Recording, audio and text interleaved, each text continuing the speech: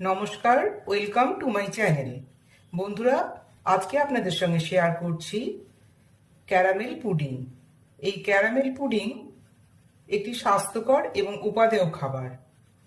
Pudding আমরা 12 মাসই খেয়ে থাকি, কিন্তু গরমের সময় পুডিংয়ের একটা আলাদা স্বাদ পাওয়া যায়। তাহলে চলুন দেখে নেওয়া যাক কিভাবে বানানো হচ্ছে এই ক্যারামেল পুডিং। ক্যারামেল পুডিং বানানোর জন্য প্রথমে আমি ক্যারামেলটা বানিয়ে নিচ্ছি।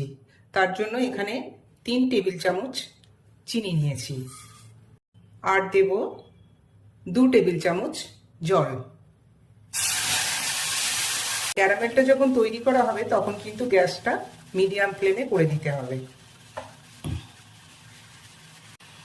যতক্ষণ না এটা একটু ব্রাউন রং ধরছে ততক্ষণ এটা কিন্তু নাড়ানো যাবে না। ব্রাউন রং ধরে গেছে, এই অবস্থাতে আমি গ্যাসটা বন্ধ করে দিলাম।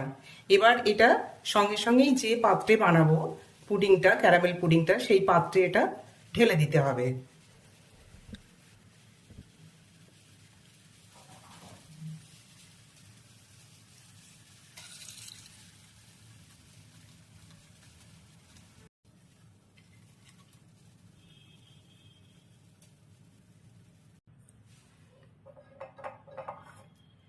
আমি এই পাত্রে পুডিংটা বানাবো, এখানে ঢেলে দিলাম। এখন এটা আমাকে ঠান্ডা করার জন্য সময় দিতে হবে। ক্যারামেলটা যতক্ষণে ঠান্ডা হচ্ছে এর মধ্যে আমি দুধ আর ডিমের ব্যাটারটা তৈরি করে ফেলবো। হাফ লিটার দুধটাকে এখন ফুটিয়ে ঘন করে নেব।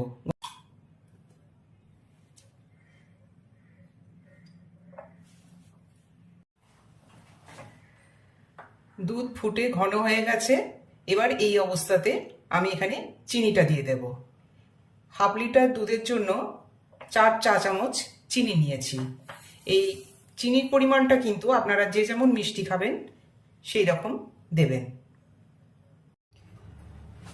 ডিম আর দুধের ব্যাটারটা আমি এবার রেডি করব। হাফ লিটার দুধ নিয়েছি আর তার জন্য আমার দরকার 2টো ডিম। এই পুডিং বানানোর জন্য কিন্তু মাপটা ঠিক হওয়া দরকার। মাপ ঠিক না হলে কিন্তু পুডিং ঠিকঠাক হবে না।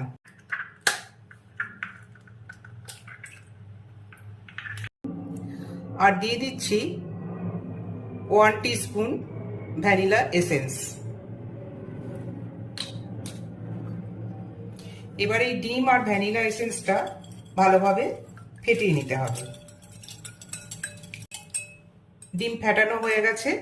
এখন এর মধ্যে যে দুধটা আমি ঘন করে রেখেছিলাম সেই দুধটা ঠান্ডা করার পর এটার মধ্যে আমি মিশিয়ে নেব।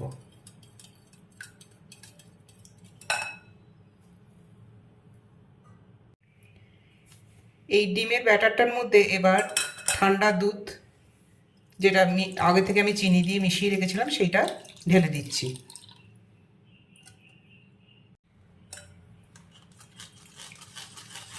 এতে দুধের স্বর সবটা এখানে আটকে গেছে, তাহলে পুডিংয়ের মিশ্রণটা খুব ভালো হবে এখানে।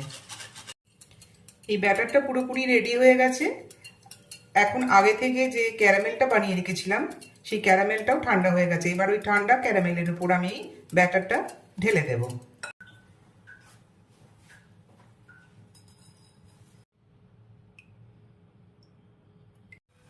জল ফুটতে শুরু করেছে। প্রথমে এর মধ্যে একটা আমি স্ট্যান্ড দিয়ে দেব। স্ট্যান্ড দিয়ে তারপর টিফিন কৌটা বসিয়ে দেব। এটা ঢাকা দিয়ে দেব, না হলে জল ঢুকে যাওয়ার একটা সম্ভাবনা থাকে। আর এটা হবে মিডিয়াম ফ্লেমে 25 মিনিট।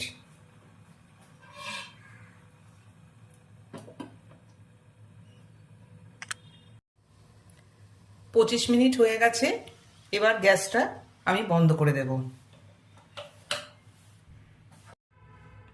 পুডিংটা রুম টেম্পারেচারে আসার পর এবার এটাকে ফ্রিজে রাখতে হবে 2 থেকে 3 ঘন্টার জন্য।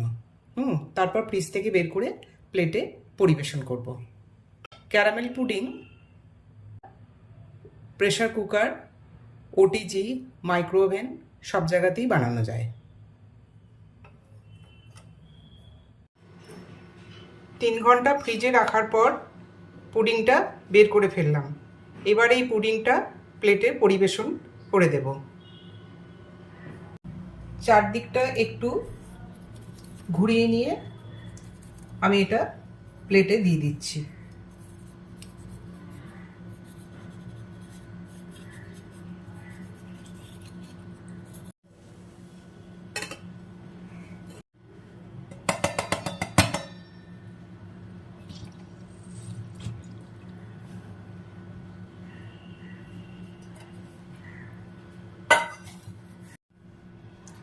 তাহলে বন্ধুরা, এই ক্যারামেল পুডিংয়ের রেসিপি আপনাদের কেমন লাগলো আপনারা বাড়িতে বানান আর অবশ্যই কমেন্ট বক্সে কমেন্ট করুন।